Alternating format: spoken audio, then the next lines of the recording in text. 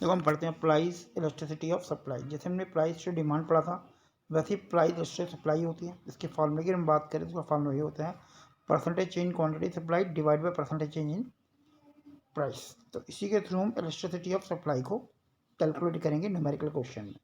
जहाँ तक इसके डेफिनेशन की बात करते हैं तो डेफिनेशन कहती है price elasticity supply refer to the degree of responsiveness of supply of a commodity with reference to the change in price of such commodity. मतलब प्राइस में चेंज होने पर उसकी सप्लाई में क्या रिस्पांस आता है, कितना चेंज होता है, उसके ही प्राइस इलास्टिसिटी ऑफ सप्लाई कहते हैं।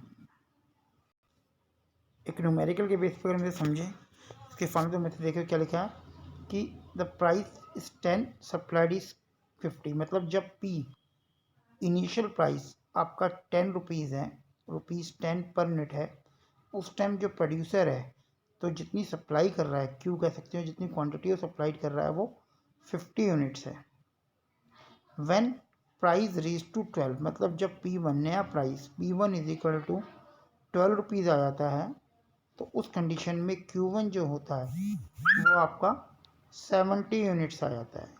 तो यहाँ से अगर हम डेल्टा P को कैलकुलेट करें तो वो P1 माइनस P मतलब 2 होगा, और डेल्टा Q कैलकुलेट करें तो वो Q1 माइनस Q20 होगा।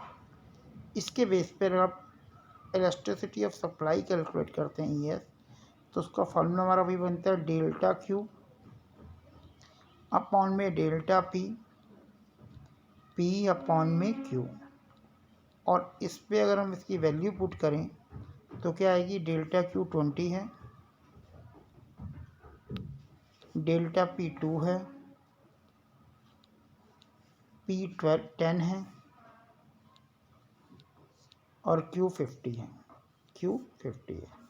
इसे कैलकुलेट करें कैंसिल, इससे से करेंगे 10 और 5 से 10 को काटेंगे तो 2। तो यहाँ पे इलास्टिसिटी ऑफ सप्लाई जो है 2 आ गया, जिसे हम कह सकते हैं ग्रेटर देन यूनिटरी इलास्टिक। तो इस तरह से हम इलास्टिसिटी ऑफ सप्लाई को कैलकुलेट करते हैं जैसे हम डिमांड में कैलकुलेट करते थे। फॉर्मूला देखो एक्जैक्टली वही है, बस ये कि यहाँ पे माइनस का साइन नहीं आता, जैसे इलास्टिक डिमांड में नेगेटिव साइन आता था। उसका रीज़न ये था कि प्राइस और क्वांटिटी में नेगेटिव रिलेशन होता है, यहाँ पे प्राइस और सप्लाई में पॉजिटिव रिलेशन होता है। या तो डेल्टा P डेल्टा Q दोनों पॉजिटिव होंगे या दोनों नेगेटिव। ठीक है। इसकी डिग्री की अगर हम बात करें, जैसे हमारा सप्लाई में था वैसे ही इलास्टिक डिमांड में वैसे ही इलास्टिक सप्लाई में भी इसकी भी डिग्री होती है। Number 1 perfectly elastic supply. Perfectly elastic supply क्या होती है, जब प्राइस में कोई भी चेंज ना होने पर सप्लाई में चेंज हो जाए, उसे हम परफेक्टली इलास्टिक सप्लाई कहते हैं। तो इसके डायग्राम की अगर हम बात करें तो ये एक्स एक्सिस के पैरेलल एक लाइन जाती है, ये जो लाइन पैरेलल जा रही है कि प्राइस में तो कोई चेंज नहीं है, क्वांटिटी में चेंज हो रहा है। तो डेफिनेशन क्या कहती है, when there is an infinite supply of a particular price supply zero with the slide fall. मतलब अगर प्राइस थोड़ा बढ़े तो इनफाइनाइट हो जाए, थोड़ा कम हो तो जीरो हो जाए, उसे हम परफेक्ट इलास्टिक सप्लाई कहते हैं। इसको हम ES इनफाइनाइट से दिखाते हैं और उसका कर्व जो होता है पैरेलल टू एक्स एक्सिस होता है।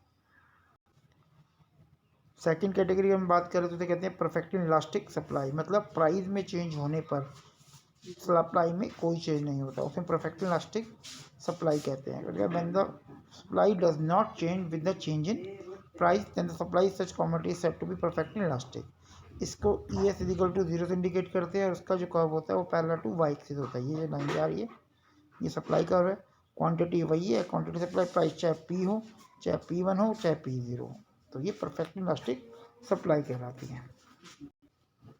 थर्ड कैटेगरी आपकी आती है high elastic supply. High elastic supply का मतलब क्या होता है, जब इलास्टिक सप्लाई ग्रेटर देन 1 हो, और ग्रेटर देन कब होगी, जितना चेंज सप्लाई में हो रहा है, क्वांटिटी सप्लाइड में जो चेंज होता है वो ज़्यादा होता है, percentage change quantity supplied is greater than percentage change in price, उसे हम कहते हैं हाईली इलास्टिक सप्लाई या more than unitary elastic supply या केवल इलास्टिक सप्लाई। तो दिखा है when percentage change in quantity supplied is more than percentage change in price the supply such quantity said to be highly elastic supply. इसका curve कैसे बनता है, इसका कर्व वाई एक्सिस को कट करते हुए ड्रॉ किया जाता है, इस तरह से कर्व बनता है। और अगर आप इसे ओरिजिन से बनाना चाहते हैं तो आप इस तरह बना सकते हो कि ओरिजिन से जा रहा है लेकिन प्राइस में कम चेंजेस क्वांटिटी में ज़्यादा, मतलब ये एंगल आप 60 डिग्री दिखा देना। तो इसका मतलब क्वांटिटी सप्लाइड जो है वो ज़्यादा है इन प्राइस। तो उससे हम ओरिजिन से भी दिखा सकते हैं, बस एंगल को आपको 60 डिग्री यहाँ पे दिखाना पड़ेगा, या फिर आप इसे वाई एक्सिस से कट करके दिखा दो तो वो भी हाई इलास्टिक सप्लाई या मोर देन यूनिट सप्लाई या इलास्टिक सप्लाई से कहते हैं।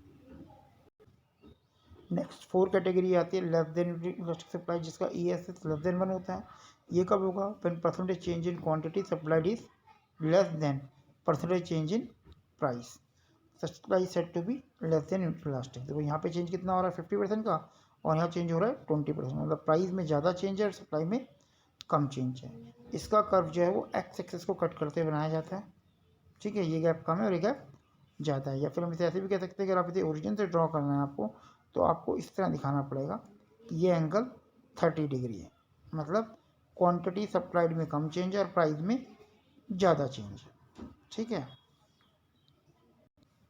लास्ट आपका आता है यूनिटरी इलास्टिक सप्लाई, मतलब जितना चेंज प्राइस में हो उतना ही चेंज सप्लाई में हो। इस केस में ये ओरिजिन से ड्रॉ होता है और ये 45 डिग्री का एंगल यहाँ पे बनाता है। तो इसका मतलब यूनिट इलास्टिक सप्लाई कब का आएगा? When percentage change in quantity supply is equal to percentage change in price of the commodity, ठीक है। देखो यहाँ पे 50% चेंज हुआ, यहाँ पे 50% चेंज हो गया, तो इसे हम यूनिट इलास्टिक सप्लाई कहते हैं।